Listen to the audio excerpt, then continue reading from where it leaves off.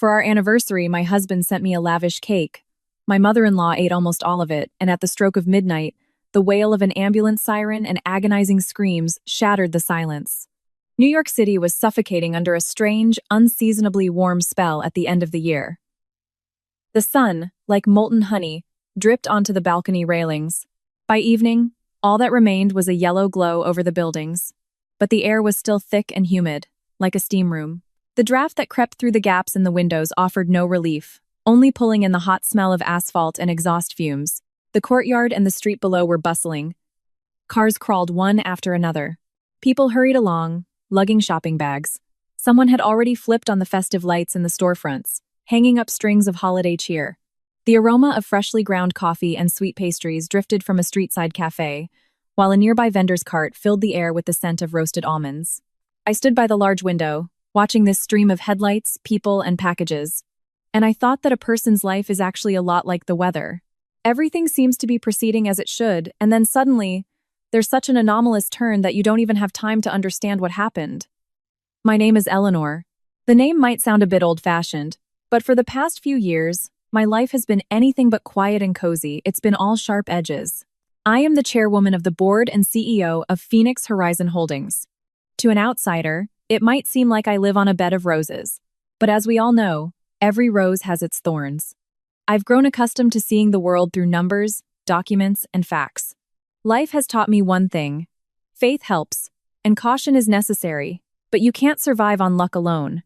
You can hope for the best, but you have to rely on cold, hard calculation. My husband's name is Julian. He is 2 years older than me and works as my deputy, the chief operating officer, at the same holding company. From the outside, he's the ideal husband women dream about over brunch dates. He speaks softly, is always impeccably dressed, polite to everyone he meets, greeting each person with a smile. Wherever he goes, whatever he's doing, he'll always call to ask, "Have you eaten?" In 10 years of marriage, he has never once raised his voice at me in front of others. In fact, he is such a master at keeping a straight face that sometimes his absolute lack of emotion sends a chill down my spine. My family on my husband's side is, first and foremost, my mother-in-law, Lorraine. She never swears, but she has a way of saying things that feels like a slap in the face. She delivers every one of her phrases through a lens of morality and tradition, using them as a shield. She often repeats, "There must be order in every home, and a daughter-in-law should know her place." And that infamous place is almost always just a way to confirm one thing: who is in charge and who holds the power. Then there's my sister-in-law, Chloe. She's almost 10 years younger than Julian. Chloe adores designer clothes, selfies, stories, and likes. She doesn't need to shout. She'll drop a single phrase with a smile, as if in passing, and that phrase will then sit inside you like a splinter. If my mother-in-law is a heavy hammer of morality, then Chloe is a thin needle that strikes directly at your self-esteem. The apartment I live in was bought with my money long before Phoenix Horizon Holdings truly blossomed. An apartment like this is now valued at around $5 million. I'm not mentioning the sum to brag, but to highlight a paradox. The apartment is mine. I bring in the majority of the money for the family, and yet, the right to show up without calling or asking somehow seems to belong to my mother-in-law. At the beginning of our marriage, I was younger and still believed in the saying, "It's better to give a little to keep the peace." Julian had asked, even begged, me to give his mother a key to the front door.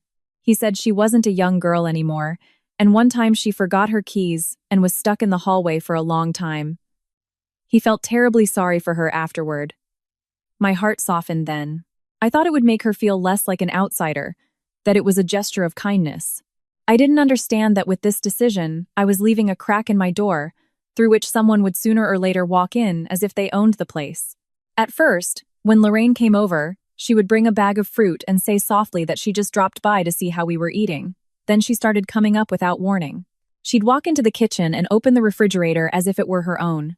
She always found something to criticize. Either things weren't in their proper place, or I was buying the wrong kind of butter that her family wasn't used to, or I was so obsessed with work that I had neglected the house. I listened and kept quiet. I told myself it was her age, her personality, that she was simply having a hard time letting go of her son. But the longer you stay silent, the faster your own home ceases to be a place where you can peacefully exhale. I have a housekeeper, Maria. She is a quiet, decent woman who means no harm to anyone, but she is very impressionable. She often looks at me and sighs, as if she wants to say something but can't bring herself to open her mouth. If I ask, she immediately smiles and waves it off. Oh, nothing, Eleanor. The most important thing is that there's peace in the home. Sometimes I think that Maria is me, just a little younger, also afraid of storms. But our fear doesn't keep the thunderstorms from gathering over our house. To be honest, Julian and I haven't always had a fairy tale relationship. There were evenings when, after endless meetings, I would come home and dream only of collapsing onto the bed. Julian loved to repeat one phrase, "I'm standing right behind you, to make sure everything is okay." It sounds beautiful, like support. But when someone is always standing behind you, their shadow begins to press down on you no less than a heavy burden. I remember a business dinner with partners just a few weeks ago. I was running a little late and entered the room when everyone was already seated. Julian was at the table, laughing animatedly, telling some story. One of the partners raised his glass and, smiling, said jokingly, "Julian, with skills like yours, and everywhere you're introduced as the CEO's husband. She must keep you on a tight leash at home." Everyone laughed heartily. Julian smiled too, just enough to be polite. His smile was perfect, but his eyes for a second, they darkened. I saw it. I decided it was just his bruised ego, that it was hurtful, of course. But what could be done? I kept telling myself that all real conversations should happen at home, not in front of outsiders, that you don't air your dirty laundry in public. I thought we would talk, discuss it, smooth things over. But after that dinner, Julian changed, subtly. Not abruptly, not by stomping his feet, but quietly. He remained just as attentive. He still asked how my day was. He still called me sunshine. Only one small detail changed distinctly. Every time I signed an important document, he would hold his gaze on me a little longer than before. And when I planned aloud what we would do in the new year, he would fall silent for a second, as if making some calculations in his head. I decided it was work pressure. We were all squeezed like lemons by the end of the year. They say good things take time. I tried to turn down the heat in our home, and that's when our 10th wedding anniversary arrived.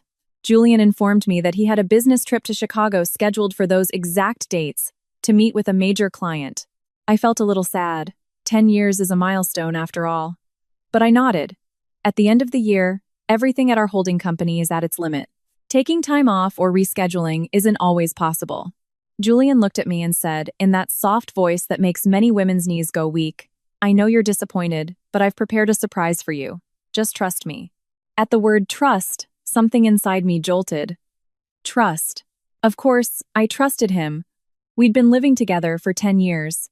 The other issue was that in recent months, I had increasingly caught myself thinking, am I trusting the real person beside me, or his carefully ironed mask? That evening, alone, I went out onto the balcony. The sky over the city was aglow from the unusual late-year heat. The light from headlights and advertisements below reflected in the glass, like waves. The noise of the traffic below resembled the sound of the ocean surf. Only instead of water, it was a boiling sea of traffic jams. And suddenly, I remembered a phrase my grandmother loved to repeat when I was a girl. "Still waters run deep." I chuckled, then scolded myself for living in New York City and running a holding company, yet still having my grandmother's old sayings in my head. But the chuckle didn't make me feel any better. If anything, it was the opposite. I suddenly felt it very clearly. My heart was living on high alert. I closed the balcony door and returned to the brightly lit apartment. Everything was neat, as always. Things were in their places, documents in folders, dishes washed, the throw blanket folded neatly on the sofa. But the feeling of peace was no longer the same. I didn't know then that the surprise Julian had spoken of would begin with something seemingly harmless. A gift box containing an anniversary cake. The next morning, I woke up when the sun was already piercing through the blinds.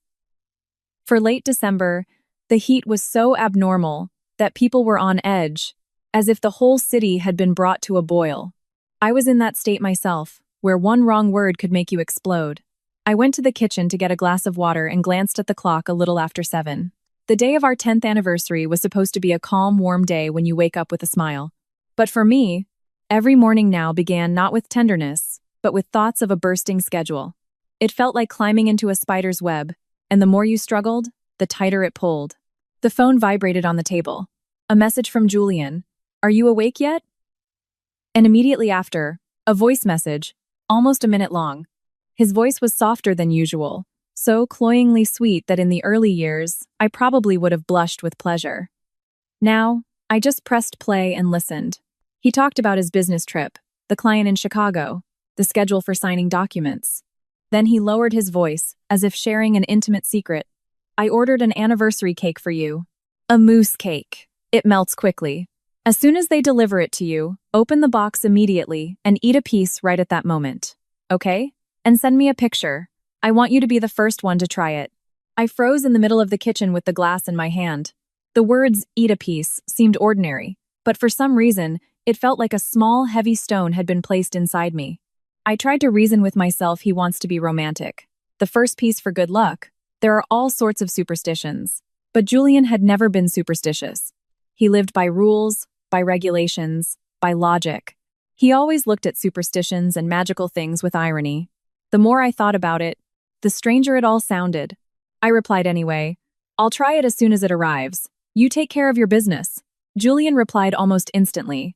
Remember, eat it as soon as you get it. Don't wait. The same reminder twice in a couple of minutes.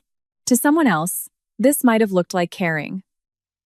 To me, it looked like a line underlined in red ink, its meaning still unclear.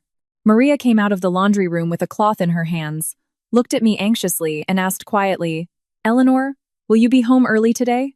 I looked up. Why do you ask, Maria? She hesitated, fidgeted, then exhaled.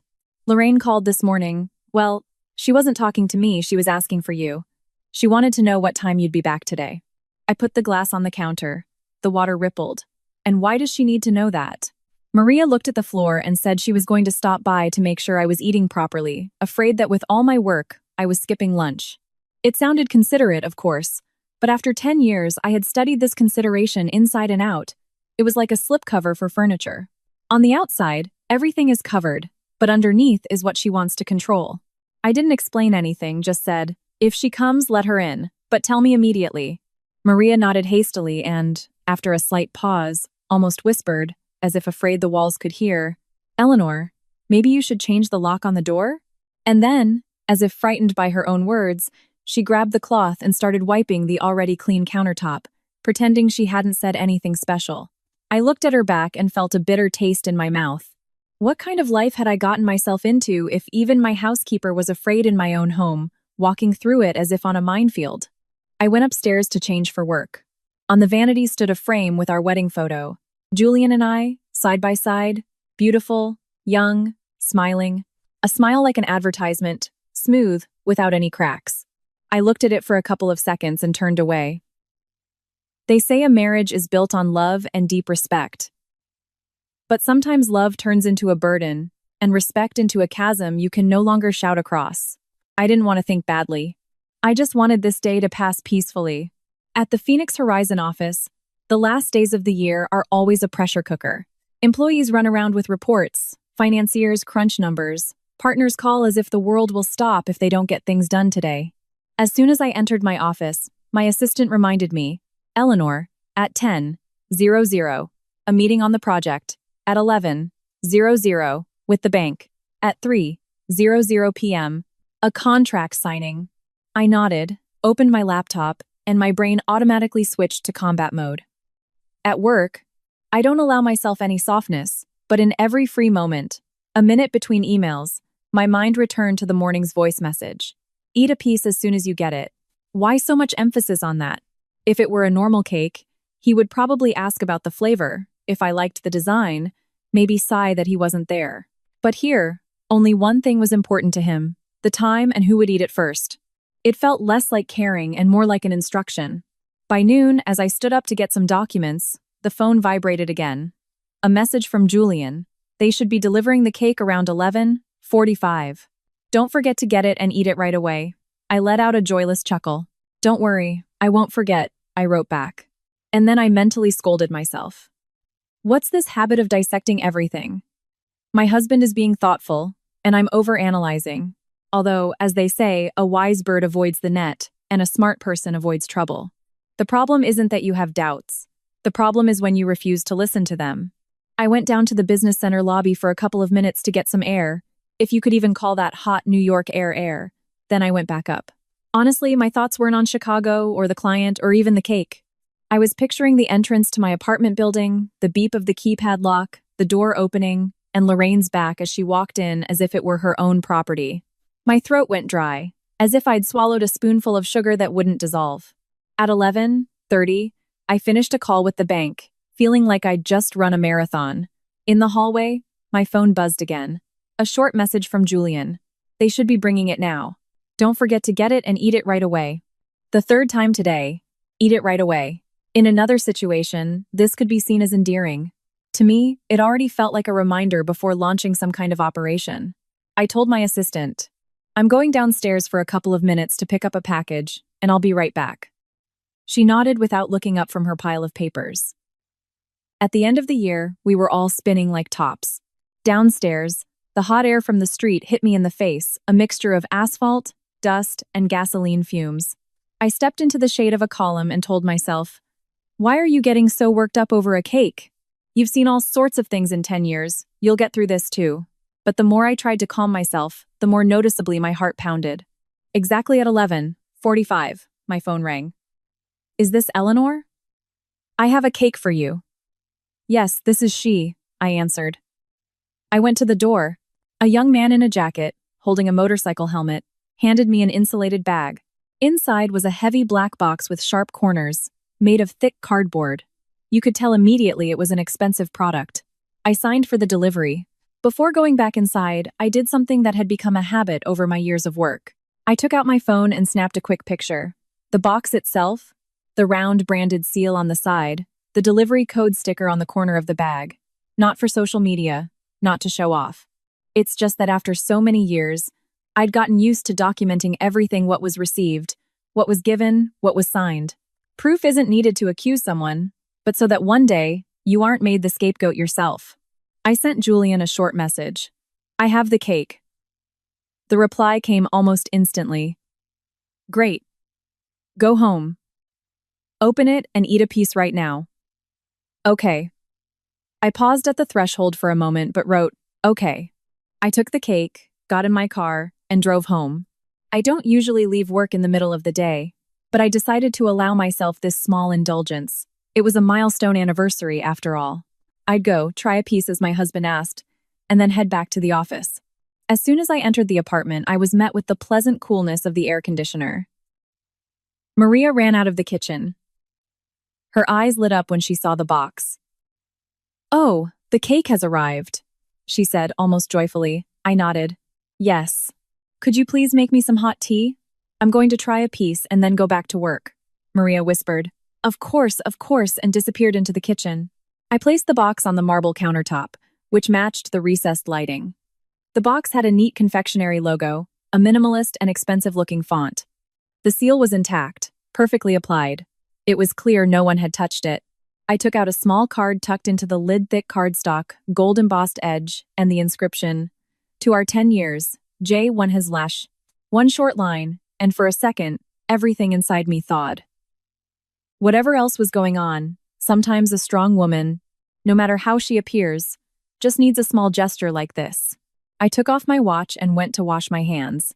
Maria had already brought the tea, which had a soft herbal scent. I took a small knife to carefully cut the seal. At that moment, my phone vibrated again. A video call from Julian.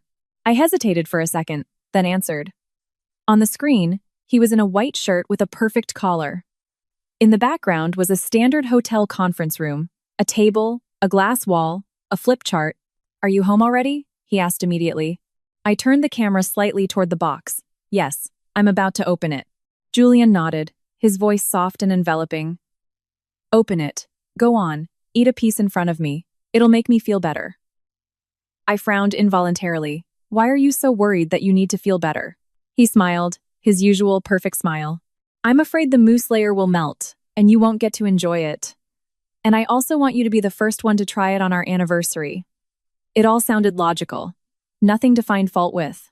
I brought the knife to the seal and cut it. The thin sticker came off with a light snap. I lifted the lid. Inside was truly a work of art. A mousse cake with a perfectly smooth velvety surface. Thin chocolate shavings on top. The decoration was meticulous down to the last detail. Even though I'm not a big fan of sweets, I had to admit, it was chosen with care. I cut a small piece, just 1 or 2 bites. Maria stood nearby, silent, barely daring to breathe loudly. It seemed to her that this was some special moment. I raised the fork with the piece of cake, and at that very second, the beep of the electronic lock sounded from the hallway. In the silence of the apartment, the sound was especially sharp, like someone sliding a heavy bolt. The door opened without a pause, as if privacy and boundaries didn't exist. Lorraine entered first, a bag of fruit in her hand, but she walked not like a guest, but like the lady of the house returning home. Trailing behind her was Chloe. Her lips were brightly painted, her hair styled in waves, a phone in one hand as she typed with the other, constantly turning the screen toward herself and then the room, as if looking for a good angle for her story. I was standing at the counter with the fork and piece of cake in my hand. The box lid had just been opened. The smooth surface of the mousse was still pristine. At that moment, I physically felt myself caught between two gazes. Julian's on the screen and Lorraine's from the kitchen doorway. She quickly scanned the room, her eyes immediately fixing on the cake. Her lips twisted, and she said in a tone that was supposedly playful but heavy with intent, "Well, look at that. An anniversary gift. What a fancy cake." Chloe immediately raised her phone higher and giggled. "Wow, Eleanor, you're really living it up. A cake straight out of a movie. So cool." I lowered my phone slightly and said quietly to Julian, "Your mother and Chloe just showed up unexpectedly. I'll call you back later." "Okay," he replied, but I managed to notice how his breathing suddenly quickened before I hit end call. Maria shrank in the kitchen doorway, clutching her apron, her face as taut as a string. I put the fork with the piece of cake down on a plate and said as calmly as possible, "Hello, Lorraine. This cake is from Julian. It just arrived. I was just about to try it." Lorraine walked over to the table, leaned over the cake, her eyes gleaming. She said, seemingly cheerfully, but with iron in her voice, "A cake this big is meant to be shared right away, not hoarded. And you're a CEO, you have more than enough of everything already." I felt a heat rising inside me, but I kept my voice steady. "Julian asked me to try a piece right now. While he was on the line, before the cake melts, I have to get back to the office." Chloe giggled. "Oh, how sweet. Julian's giving you instructions like you're a little girl. Eat it now, take a picture, report back." Lorraine turned sharply to Chloe. "You talk less and stop filming everything here. No need to post every little thing on the internet. You'll jinx it." Then she turned back to me. Her voice dropped, but it became even sharper. "He told you? And who is he?" "My son, that's who. I gave birth to him. In matters like these, I decide. I'm the matriarch here." The phrase, "I'm the matriarch here," landed on the table with a heavy thud. I was silent for a second. I knew if I lost my temper now, I'd immediately become the insolent daughter-in-law who doesn't respect her elders. I chose a different tactic. I looked her calmly in the eyes. "Lorraine, today is Julian's and my anniversary. I'm asking you, please, let me cut the first small piece. After that, eat as much as you want. I won't say a word." She smirked dryly. "A small piece. For what? So you can brag to your husband later that you were the first to try it? It's not becoming for a woman to be so competitive. It's not attractive." Chloe immediately chimed in with a syrupy voice. "Eleanor, you don't have time anyway. You're all about meetings. What difference does it make who takes the first bite? As they say, you should respect your elders." I couldn't help but smile bitterly. That phrase about respecting your elders always sounded like a whip in her hands, not wisdom. Before I could even take a proper breath, Lorraine had already reached out, pulled the box towards her, and without even looking at me, said to Maria, "Maria, put the cake in the refrigerator. We'll sit down this evening and eat it properly, like civilized people."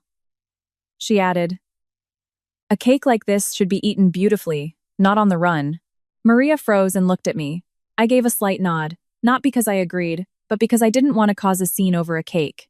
She took the box, her shoulders slumping, and carried it to the refrigerator. Chloe followed her, making sure to keep her phone positioned to capture both the cake and me in the frame. "I need to get a picture of you," she chirped, "for the memories. 10 years, after all." I stepped closer and said quietly, syllable by syllable, "Chloe, please, don't film in my apartment without my consent." She shrugged. "Oh, don't worry so much. People do live streams from their kitchens, and you're getting worked up over one photo." From the kitchen, Lorraine's voice cut in immediately. "Let her film. Why are you acting like such a princess? She's like a sister to you, and you're laying down the law. People will laugh." I felt as if I'd been slapped across the face. Not physically, but a blow to my dignity. It didn't hurt immediately, but it burned. I didn't scream, I didn't cry. I just looked at my mother-in-law steadily. I'm not being difficult, I just want there to be boundaries in my own home. Lorraine slammed the refrigerator door, spun around, and pierced me with her gaze. What boundaries? Since you married my son, this has been my home too. If you want your own rules, go to your mother's house and set them there. Not a single harsh word, but that phrase could have cut off the air supply. I heard my own breathing, shallow and heavy. A thought flashed through my mind. Every bite of this cake now is not food, it's a humiliation. I had given in so many times, and it always started with little things like this. I didn't argue, only said, I have to get to work. Lorraine, Chloe, please stay and help yourselves. I went into the bedroom and grabbed my blazer. My hands were trembling slightly, not from fear, but from anger, primarily at myself. For listening to Go to Your Mother's House on my own anniversary. As I was leaving the apartment, I sent Julian one short message. Got the cake. We'll eat it tonight. I didn't say that the cake had essentially been taken from me. I was still being naive. Still believed it was better to smooth things over, to stay quiet, to keep the peace.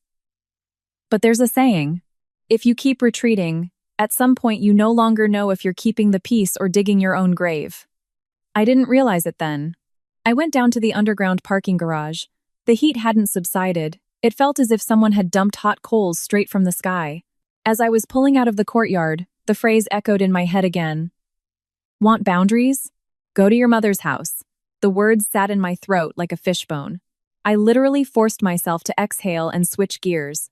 I had an entire holding company on my shoulders. At the end of the year, one wrong move could trigger a domino effect. There was no time to be sentimental. The afternoon, as usual, didn't go according to plan.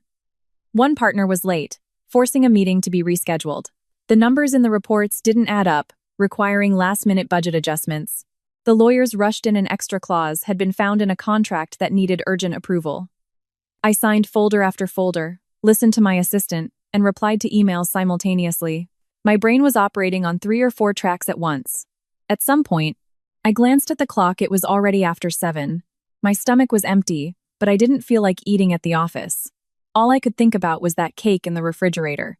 Not about the sugar, not about the sweetness.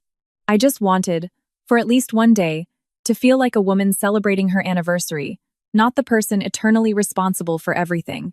My phone beeped. A message from Julian. Did you eat the cake yet? I stared at the screen for a few seconds, then typed. Not yet. When I get home. The reply was instant. Okay. Don't forget to eat it. Don't forget. The tone no longer seemed as tender as it had in the morning. It was more like a check mark on a list, a task to be completed. But I didn't have the energy to unravel that thought.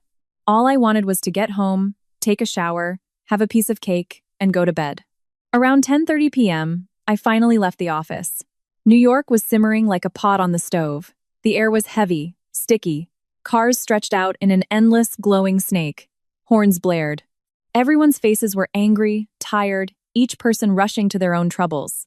I opened the door to my apartment and was hit by a heavy, sweet smell. Cream, cold frosting, mixed with the scent of food. The light was on in the dining room. I could hear muffled laughter. My stomach dropped. On the table was the same black box, now wide open. But the cake looked completely different. The neat, smooth surface was gone. The frosting was smeared as if someone had dragged a fork through it back and forth. The top was completely ravaged. Lorraine was presiding at the head of the table with a plate piled high with generously cut pieces. Across from her, Chloe was picking at a piece with her fork, occasionally shoveling a large bite into her mouth without looking up from her phone, either scrolling through her feed or filming herself. Maria was standing off to the side by the kitchen door, a cloth in her hands, but she wasn't wiping anything. She was just clenching it like a life raft. Our eyes met. She immediately looked down, as if afraid I would see in her eyes what she was thinking. I put my bag down and tried to speak in a normal tone. Lorraine, Chloe, have you tried the cake already? Yes, my mother-in-law said without even looking up. Of course. If it had sat any longer, it would have all melted. A shame to ruin such a beautiful thing. We had to eat it while it was fresh. So we ate. Chloe, chewing, smirked without looking up from her screen. You're so late. We thought you and your board of directors had forgotten about your anniversary. I was silent for a few seconds. On the table, what was left of my gift was mostly the edges and smeared remnants. The most beautiful, smooth part I had seen that morning had been neatly cut out and eaten. It wasn't the pain of not getting a sweet treat. It was the pain of once again being made to feel like an outsider in my own kitchen. I sat down on the edge of a chair and said calmly, "Today is Julian's and my anniversary. Lorraine, I'm asking you, please, leave me at least one piece so I can take a picture and send it to him." He asked for it. My mother-in-law raised her head. Her gaze wasn't angry, just cold. She deliberately placed her fork on her plate, so the clatter of metal on porcelain would ring out. "And why? So you can rub it in his face that you got the first bite from our table?" I swallowed my irritation. "Not to rub it in. Are you sklay? Are you sklate? Are you slay?" and asked me himself. "I just want to do what my husband said." Lorraine snorted. "Husband, you say?" The husband said. "But the cake is on my table, which means I decide how it's eaten." She was consciously avoiding the conversation about who pays the mortgage and who bought the apartment. That argument wouldn't be in her favor, and she knew it perfectly well. So she resorted to what she did best, morality. "It doesn't matter who paid," she continued. "Every home has a head of the household. And since you married my son, you must respect your elders." Words like, "my apartment," are a sin and pure arrogance. Chloe immediately chimed in, her voice drawn out. "Eleanor, come on, what's the big deal about a cake? You're so wealthy, you can order one for yourself every day. Don't be stingy. Mom just had a piece, and you're acting like she took the last thing you own." I looked at Chloe, and it was clear that for her, the main thing now wasn't the cake, but winning with words. An argument for argument's sake. So I turned to Maria. "Maria, can I have a plate? I'll cut a small piece myself." She started to move forward, but Lorraine stopped her with a single glance. "No need to cut anything. There's almost nothing left." Chloe, with demonstrative effort, poked her fork around in the box, scraped at the edges, and scooped up some corner. She smiled. "Here you go, I saved you some. It's an expensive cake, after all. It would be a shame if you didn't get to try any at all." On the plate lay a pathetic lump, a fragment of sponge cake smeared with cream, formless and unappealing. I stared at that piece and felt a wave of humiliation rise. It wasn't about whether I ate or not. It was about the place they were putting me in. I poured myself a glass of water and took a sip. The water was cold, but inside I was burning. My grandmother's saying surfaced in my mind. I would rather starve than swallow my pride. I suddenly understood with absolute clarity. If I eat this lump now, it will be like signing a confession that this is how I should be treated, that crumbs are good enough for me. I put the glass down and stood up. My voice was calm. "I've changed my mind. I won't have any." My mother-in-law raised an eyebrow. "If you don't want it, don't eat it. Just don't make that face, as if something was taken from you." I looked at her, then at Chloe, then at Maria, and said nothing more. Sometimes, every additional word only drags you lower. I took my bag and went to my room. Behind the bedroom door, I sat on the edge of the bed. My body ached with fatigue, but my mind was as clear as on the most difficult days. It suddenly dawned on me with stark clarity. There are things that, if you let them slide once, people start to take as permissible. The second time, they turn it into a rule, and by the third, they act as if it was always their right, and you are a nobody. I picked up my phone and looked again at the conversation with Julian. My fingers hovered over the keyboard for a moment. In the end, I wrote a single message. "I'm home." I didn't tell him about the cake. I was still trying to hold on to that fragile piece. But there's little use for such peace if you can't even breathe in it. I lay down without changing, just closed my eyes, hoping to switch off for a little while, and I was still sure then that the worst part of the day had already happened. I couldn't even imagine that the real nightmare was just creeping up to my bedroom door. I hadn't been lying in the bedroom for more than an hour when a ragged, hoarse sound jolted me from my sleep. Not a ring, not a signal. It was a guttural, tearing sound from the chest, like someone suffocating. At first, I didn't even realize where I was. The clock on the nightstand blinked 11:43 p.m. I sat up, and at the same moment, a sharp smell hit my nose. Sour, heavy, with a metallic tang. I would never mistake that smell. A mixture of vomit, medicine, and panic. Everything inside me went cold. I threw open the bedroom door, and the scene that unfolded looked like a stranger's apartment. In the living room, propped up against the sofa, lay Lorraine. Her face was white as chalk, her lips blue, her hands clenched convulsively over her stomach. Her mouth was open, but no words came out, only a wheeze. "It's burning inside. Chloe was on the floor a little further away, on her knees. One hand clutched the edge of the table, the other her mouth. She was vomiting, choking, coughing, her eyes wide with terror, her voice breaking into a squeal. Mom! Mom, don't you die, you hear me? By the phone stood Maria, trembling so much her fingers couldn't hit the buttons. She saw me like a drowning person sees a life raft. Eleanor! I'm calling. I'm calling 911. In moments like these, my emotions shut down. The same mode I use at work when there's a crisis kicked in. First, save the people, then figure out who's to blame. Open the windows, I said curtly. Even just a crack. Let the air circulate. Maria dashed to the kitchen, flung open a window, turned on the exhaust fan, and cracked open the balcony door. I grabbed a clean towel and ran to Chloe. Sit up, don't fall. Breathe slowly. She stared at me with eyes full of horror. In that moment, there wasn't a trace of her usual mockery in her, just raw panic. Her hands were shaking, her stomach cramping so badly she had no time for retorts. Lorraine lurched again and vomited violently. I ran to her, held her to keep her from hitting her head on the table. She looked at me with a strange mix of fear and anger, as if even now she wanted to blame me but couldn't get enough air. A sharp buzz came from the hallway, and almost immediately the door opened a crack. The doorman was standing in the doorway, his face pale. Is everything all right? The neighbors are complaining about screaming. He took a step inside, saw Lorraine on the floor, Chloe, the puddle on the hardwood, and froze. I spoke in the same business-like tone I use in the boardroom. Call the elevator to come directly to our floor and inform the front desk that an ambulance is on its way. Tell them not to waste a second. He just nodded and disappeared. Chloe heaved again. From the kitchen, I could hear Maria running back and forth, bringing water, then cloths, then returning to the phone. It was all just noise in my head. And then, suddenly, my gaze fell on the table. On the table was that same black box. The lid was askew. Inside were the remains of the cake, the smeared mousse, the broken pieces of sponge. Next to it was a plate with an uneaten piece, a fork with caked-on cream, a half-empty glass of water, a crumpled napkin. I don't know why, but it hit me like a lightning bolt right then. If this wasn't just a case of eating something bad, then everything on that table wasn't garbage, it was evidence. We spend so much of our lives covering our own tracks, and then no one can prove anything. I took a deep breath, trying not to give in to panic. And while Maria was busy in the kitchen, I took out my phone, not filming the people, just the objects.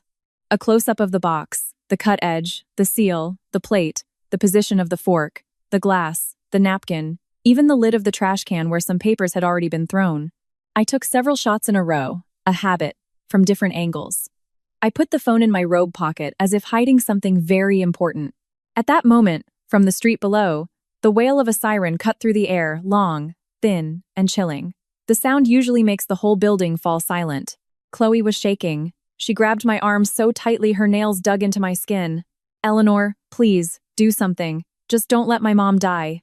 I gently freed my arm. Let go. Let me get to her. My voice was calm, and it soothed her a little. The paramedics were up very quickly. They burst into the apartment with a stretcher, a medical kit, wearing their Navy EMS jackets, all business and focused.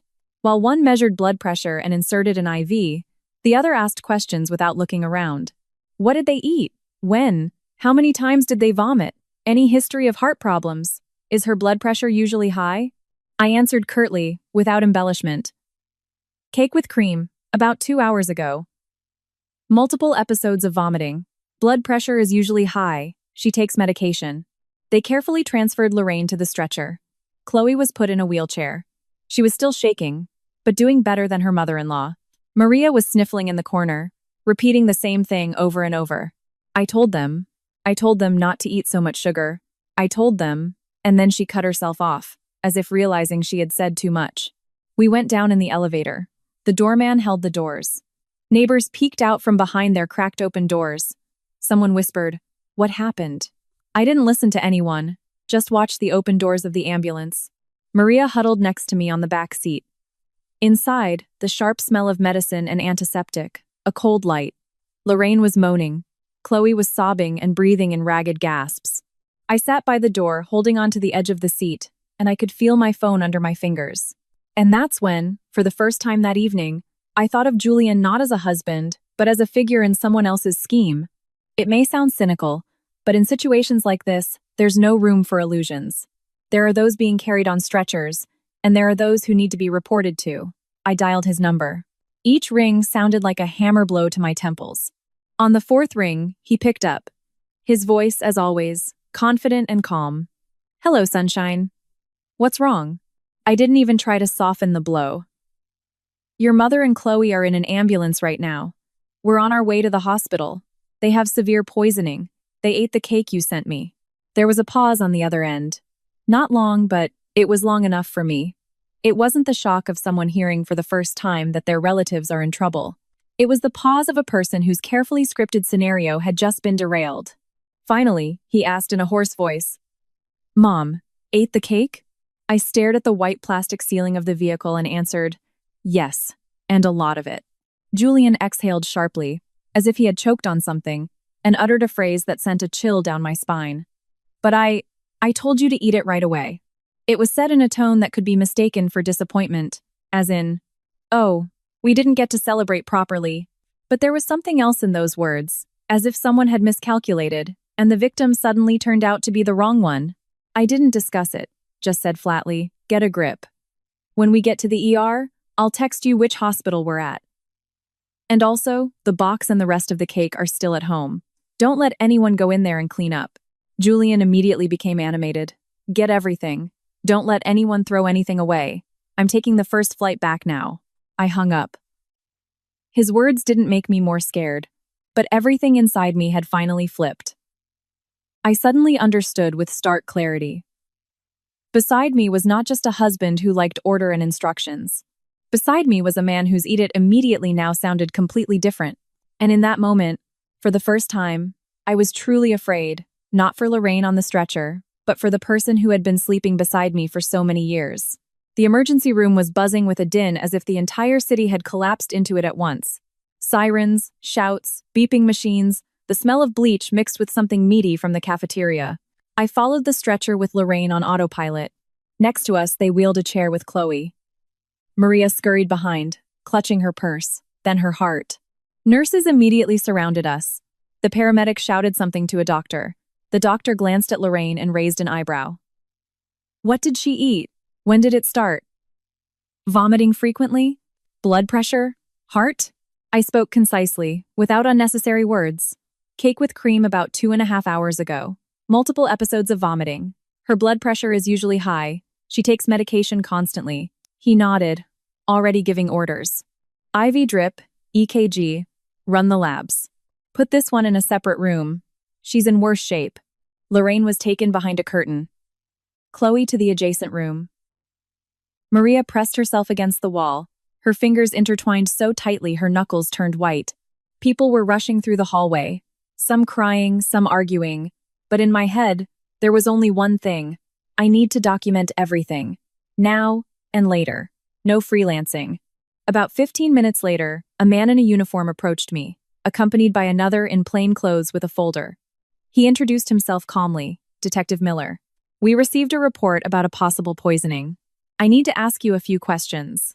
I actually felt a little relieved. Finally, someone who was used to working with paper, not emotions. "Ask away," I said.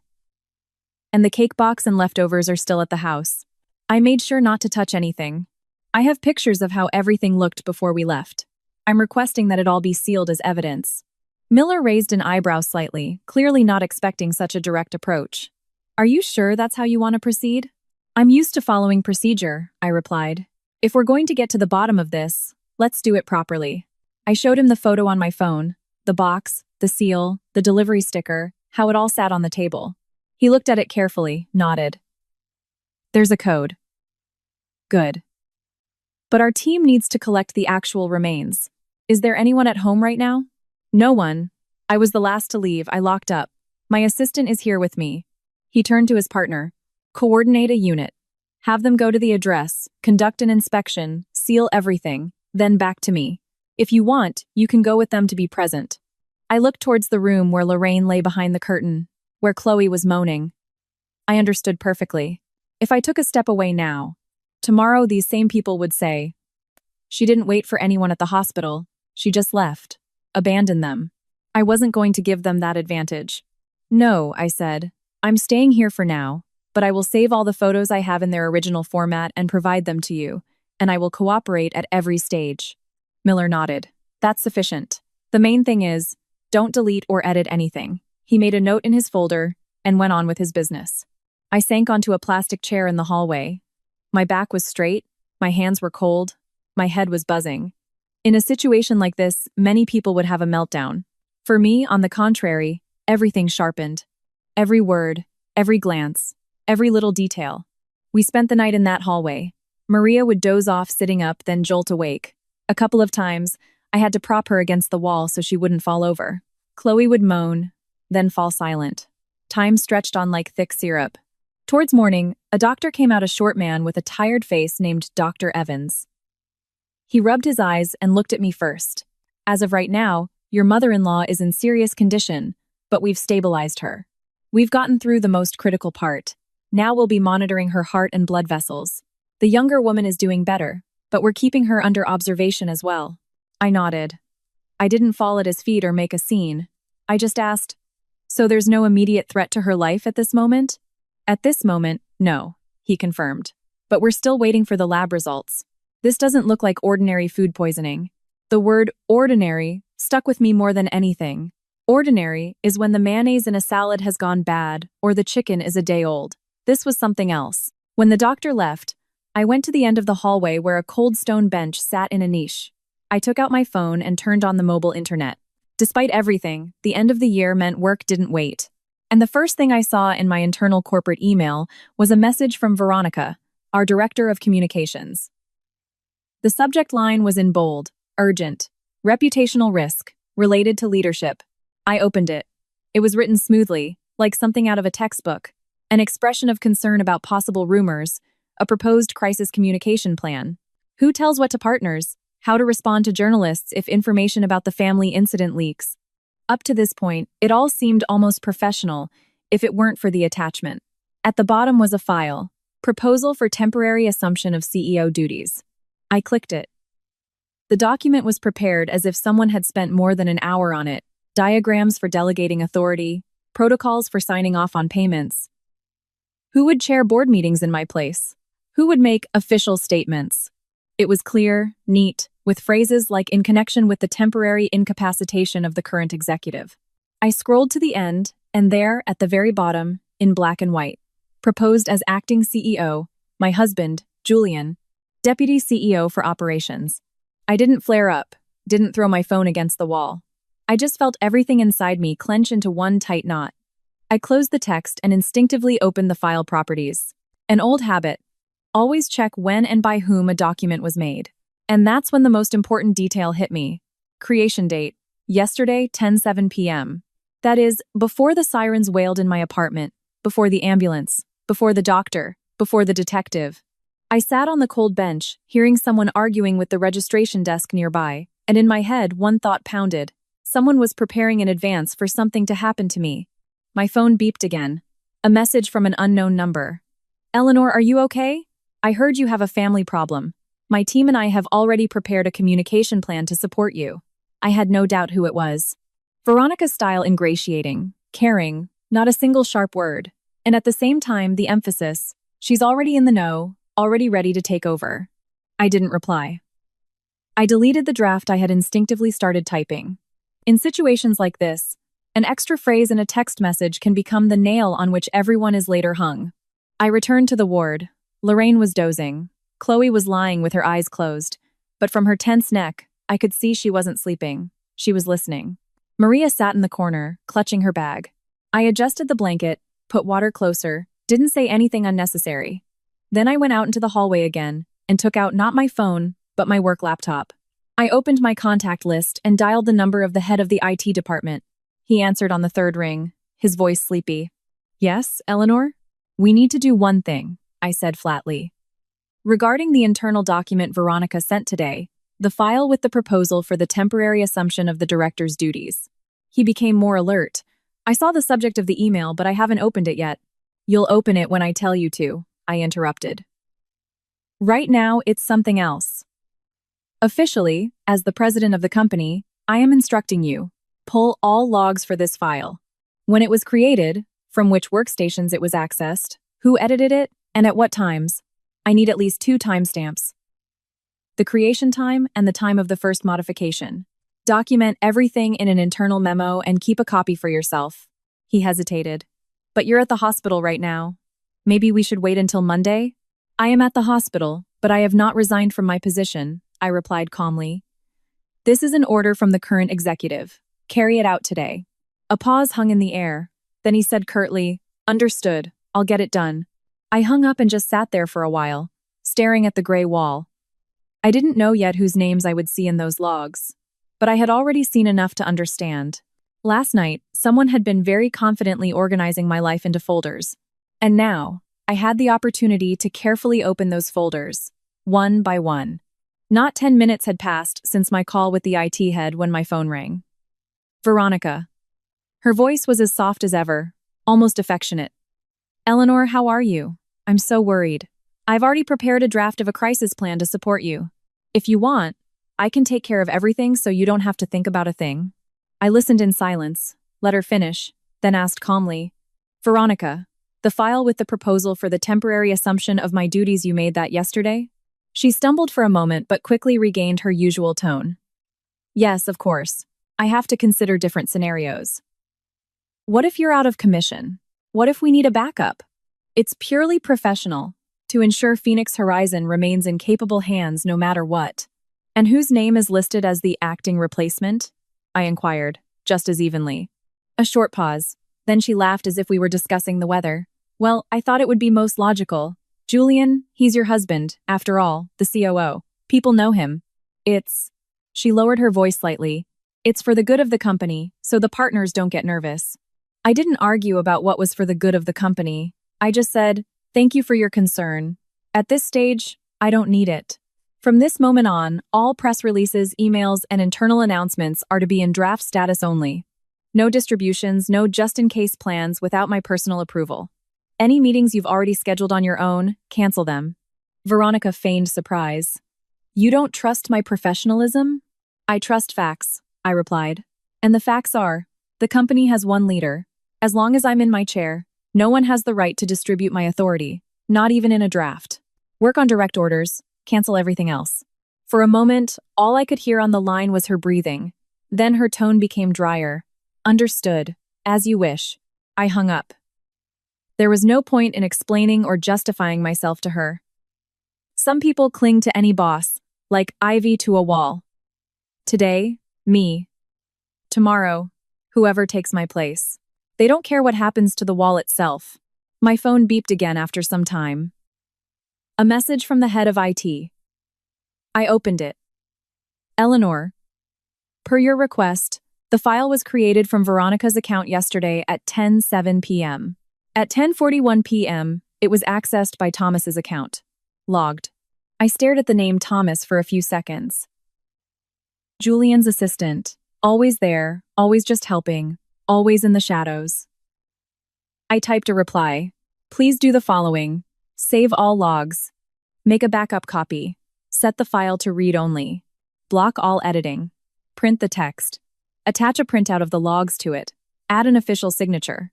One set in your safe. One to the legal department. A separate copy for me. All under an internal memo. The reply came back shortly. Received. Will execute today. I put my phone away. To a normal person, these might just be technical details. To me, they were fingerprints. Later, they would all say they knew nothing. They only wanted to help. But paper is patient, and so are numbers. They don't know how to blush or make excuses. Before I could even take a few steps down the hall, my phone rang again. Veronica again. I let it ring a couple of times before answering. Now her voice was stripped of honey, dry with a metallic edge. Eleanor, am I to understand that you are effectively removing me from communications? No, I said calmly. I am curtailing freelance initiatives.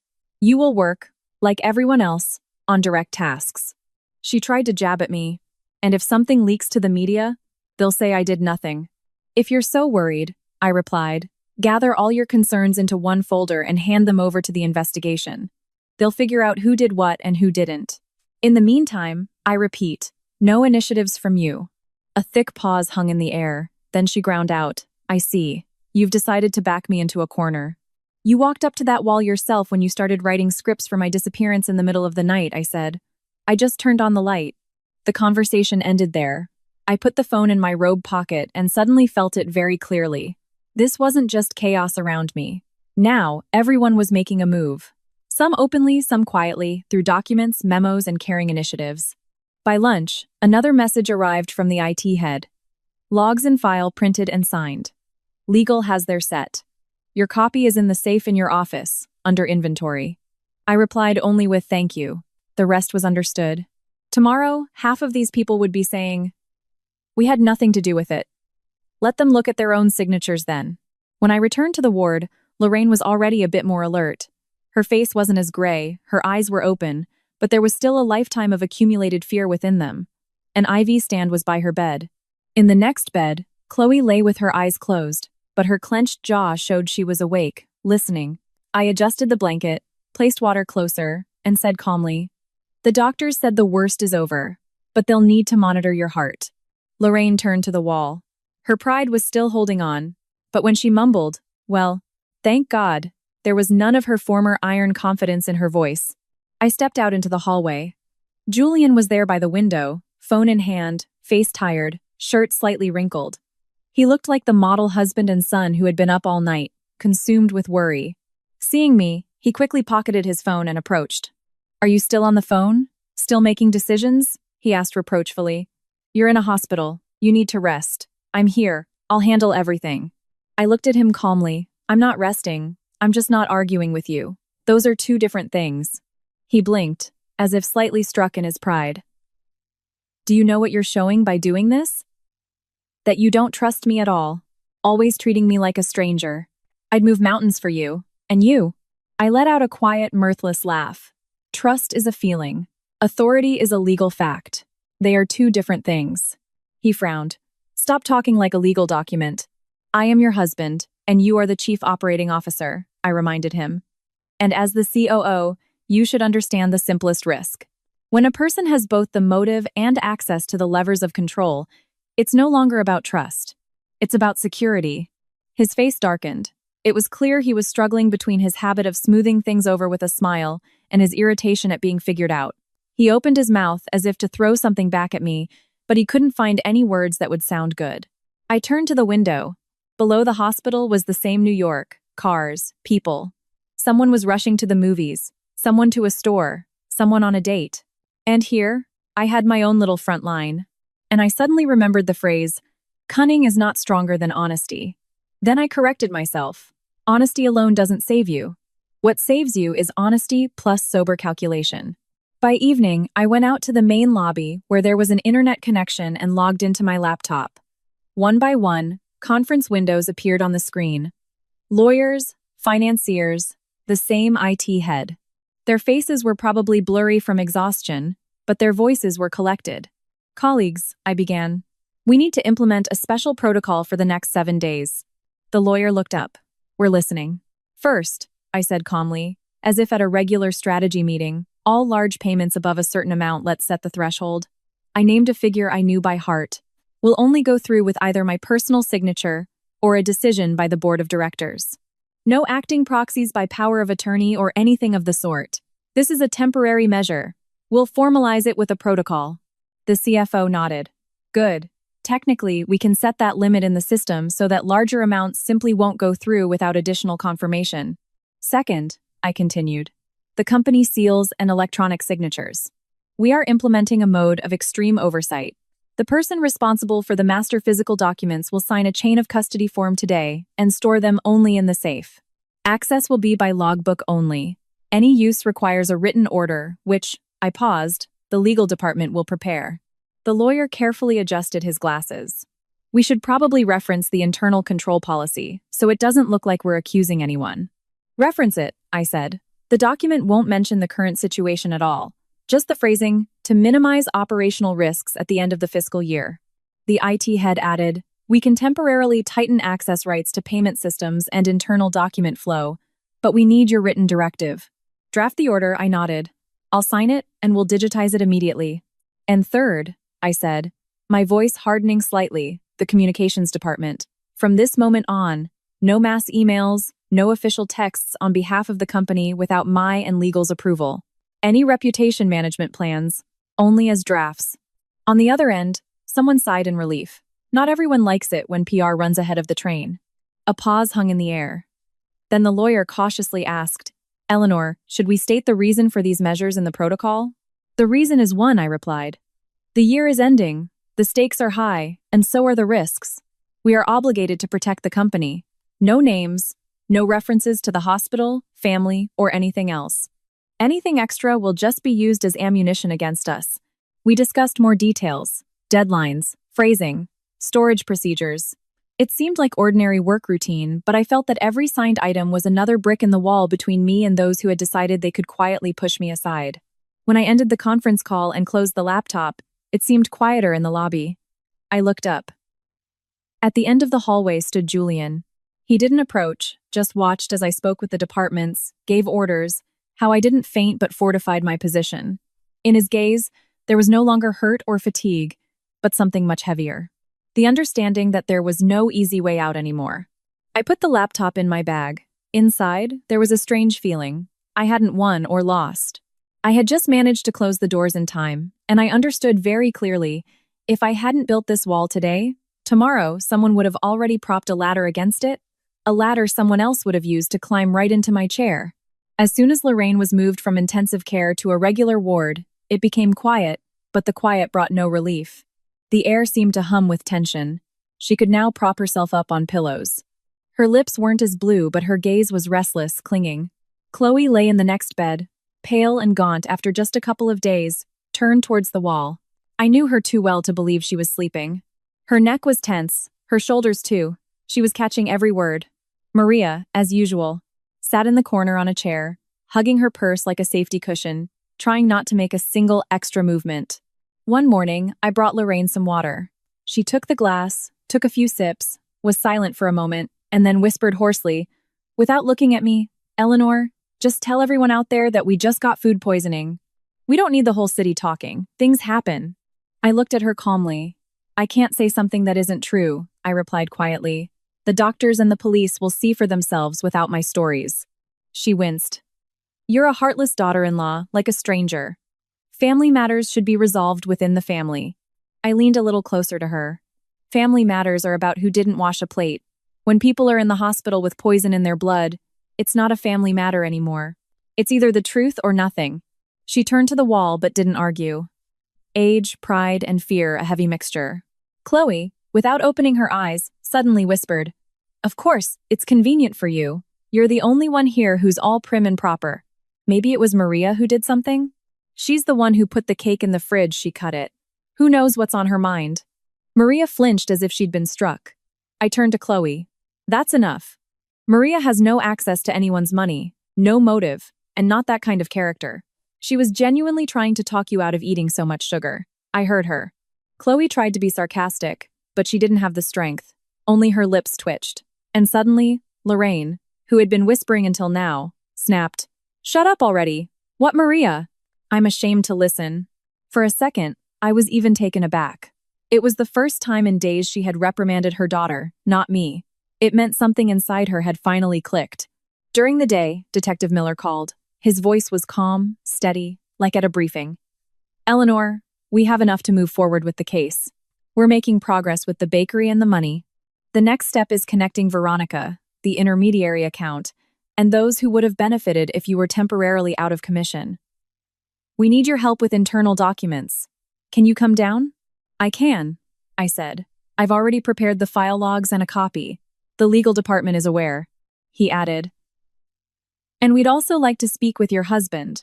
It would be best if it were right here, at the hospital, since he's here anyway. I hung up and went out into the hallway. Julian was standing by the window, speaking quietly on the phone. He abruptly ended the call when he saw me. Miller wants us to come down, I said. He wants to talk to me first, then you. Julian managed a faint smile. Of course. I'm also invested in getting this cleared up as soon as possible. We went down to a small room on the first floor where they usually handle paperwork. A table, 3 chairs, a fluorescent lamp on the ceiling that made everyone look equally gray. Miller sat across from us, laying out a folder. Eleanor, you've already done your part. You reported the cake, saved the box, provided the photographs. Now, the internal documents. This greatly facilitates our work. He took my sheet with the logs, glanced at it, nodded, and put it back. Now I need to ask your husband a few questions. You may be present if you wish. I'll stay, I replied. I have nothing to hide. Julian sat next to me, leaning forward slightly, his hands clasped in a steeple, like in negotiations. I am completely at your service, he said. My wife and I are always for transparency. She's very strict about following procedures. I almost smirked to myself. He knew how to tie things up neatly, praising me and positioning himself right alongside. Miller nodded, not commenting. Julian, let's start with something simple. How exactly did you order the cake? Through a concierge service, not directly from the bakery, Julian answered immediately. I was on a business trip, didn't have time to deal with it. I called my assistant, gave him the details, and he placed the order. The assistant is Thomas? Miller clarified. Yes, Julian hesitated slightly, but it was nothing special, a standard service.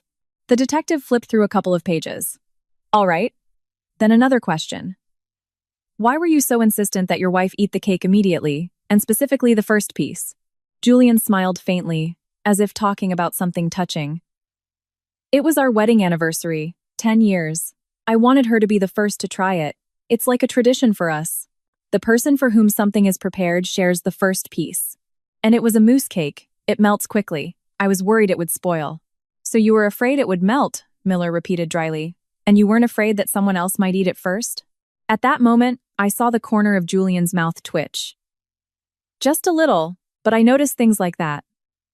No, he answered a little faster than usual. It wasn't a matter of who gets there first. I was just thinking of her. Miller didn't argue, just changed the subject. What is your relationship with Veronica, the director of communications? Julian shrugged.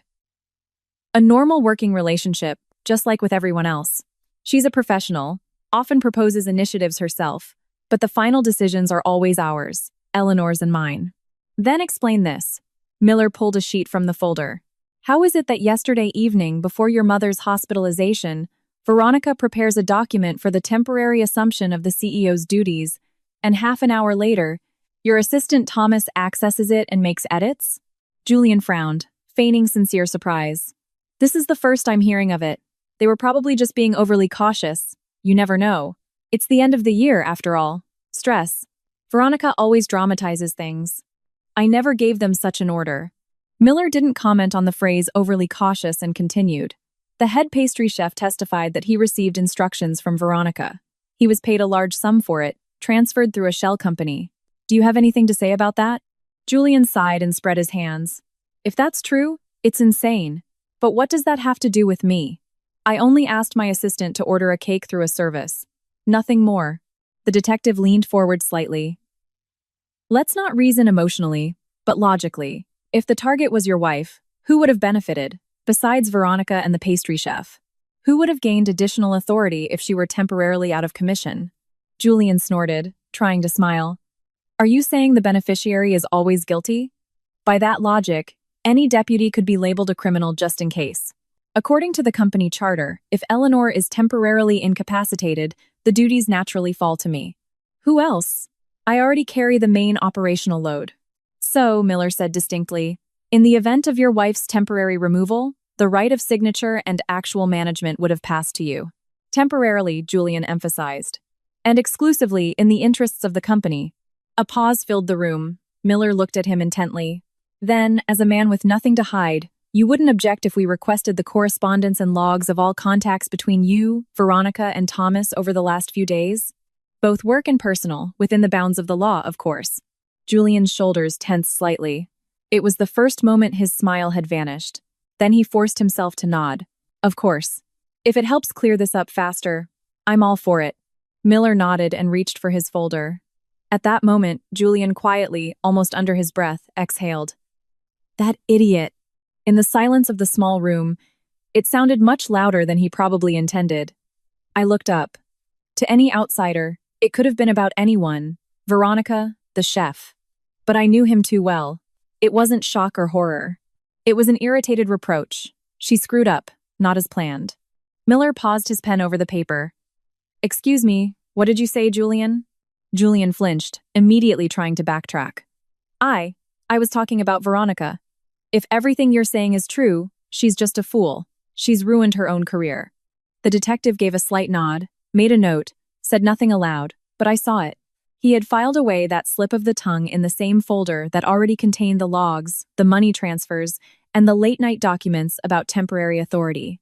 A few minutes later, the interview formally concluded. Miller stood up and thanked us. Thank you for your cooperation.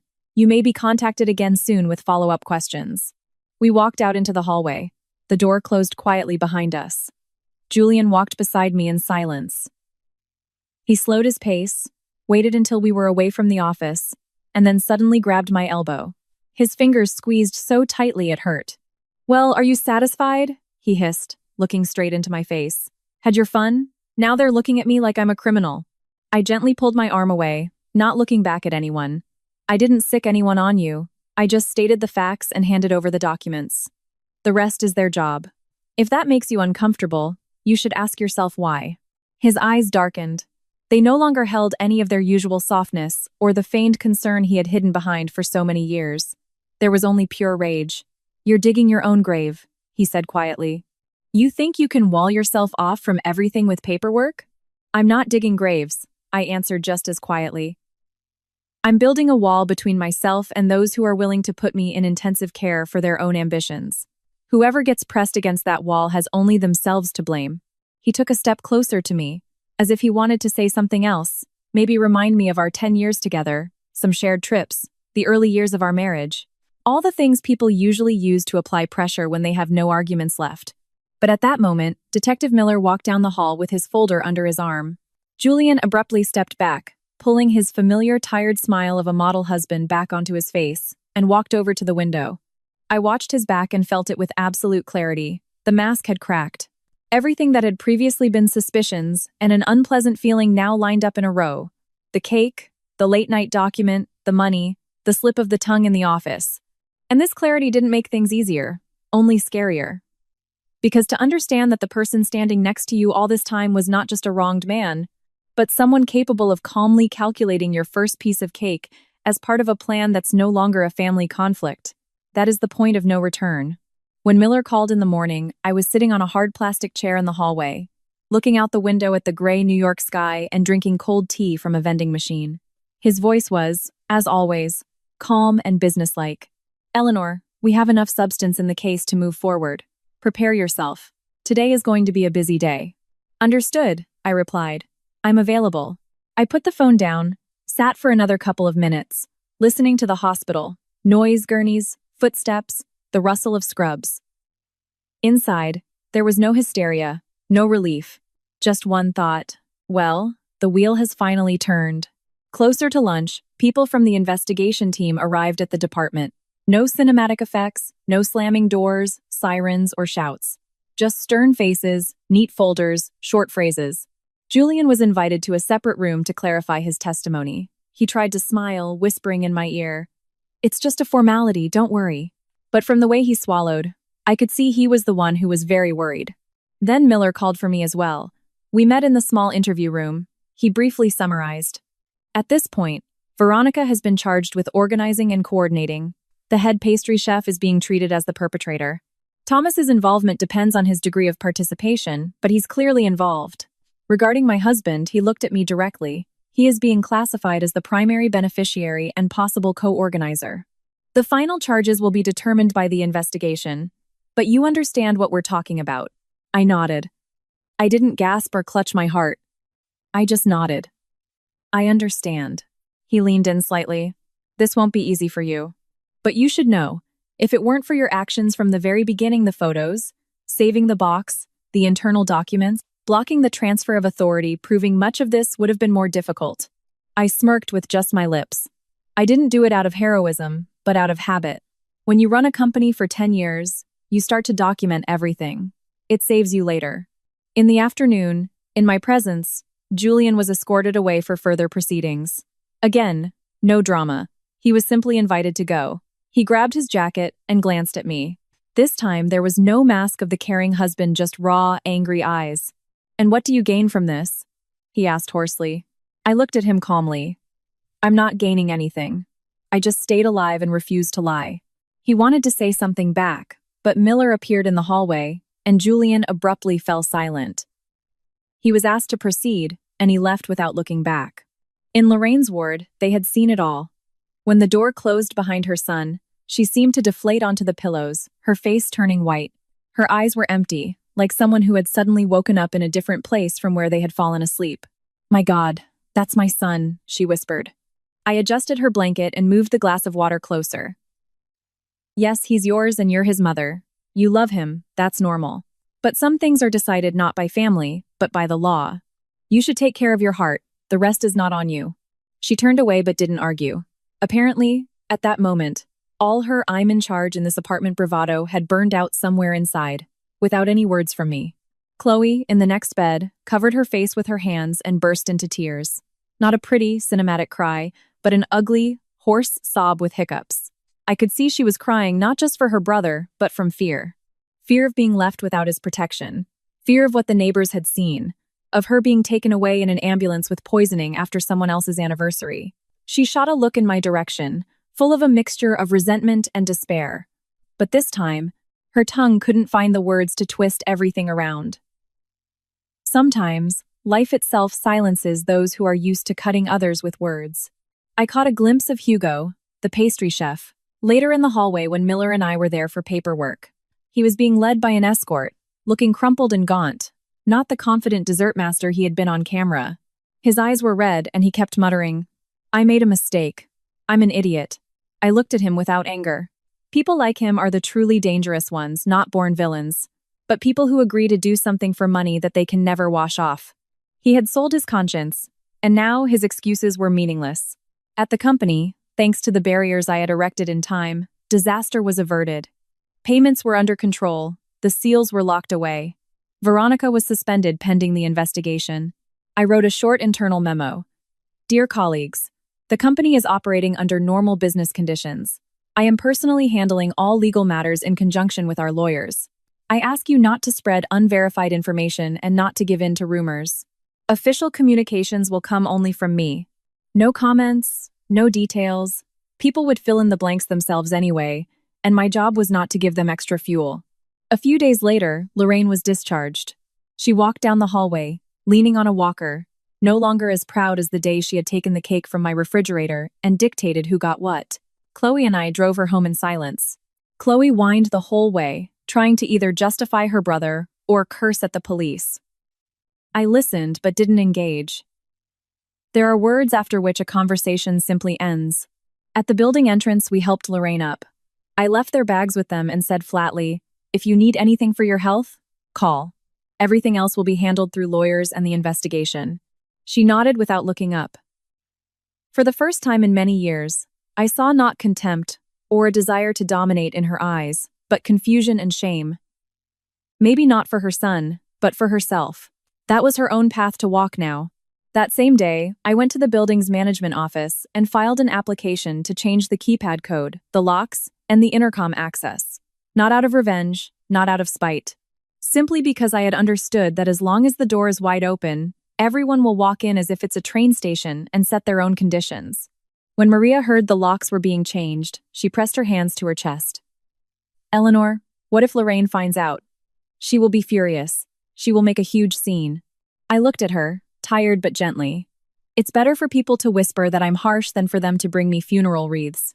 She crossed herself in her own way and whispered, "I suppose you're right." That evening, when I was alone at home for the first time in days, the silence hit harder than any scream. I walked through the kitchen. On the same marble countertop where the cake had stood, there was now just an empty plate stand and a neatly folded napkin. No special symbolism, just an empty space. I poured myself some tea and thought about simple things, about how evil doesn't always arrive with a knife and a curse. Sometimes, it lets itself into your apartment with its own key code, takes off its shoes, hangs its jacket in your closet, and calls you sunshine. It orders a celebration cake, smiles at you on a video call, and asks 10 times, "Eat the first piece, it'll make me feel better." And I thought about something else. How many times do we, especially women of my generation, offer up our own chair just to not offend anyone? We agree, we endure, we stay silent for the sake of family, for peace in the home, for what people might say. And then we suddenly find that for the sake of that peace, our first piece of dessert has already been calculated in someone else's plan. I went out onto the balcony. New York was breathing with its usual noise. Cars, lights. Someone was laughing in the courtyard. Someone else's music was playing. People live, they argue, they make up, they celebrate, they part. Everyone has their own little war and their own little peace. I stood alone, but I didn't feel broken. Yes, I no longer have a husband to hold my hand. Yes, I can't just go have tea with my mother-in-law as if nothing happened. Yes, there will be many unpleasant conversations, paperwork, and rumors ahead. But inside there was something more important, the feeling that I had finally taken my own side, not against someone, but for myself. I don't know how the story with Julian will end legally. The trial, the sentence, probation or not, that's another story. I know one thing, even if he were acquitted, I could never again live beside a person who could so calmly calculate my potential demise. This isn't a punishment for him, it's a protection for myself. There's an old saying, it's better to be alone than in bad company. In your youth it seems banal. After 40 it sounds reasonable. After everything I've been through, it sounds like a survival manual. If you've listened to my story to the end, it means you care too. If it made you think, even for a minute, about where the line is in your life between I'm enduring for the sake of peace and I'm being treated like a doormat, please give this a like. It will help the channel grow. Write in the comments how you would have acted in my place. Would you have tried to smooth things over within the family, or would you have seen it through to the end, like I did? And most importantly, take care of yourselves. No family reputation and no beautiful words are worth your life and your peaceful sleep.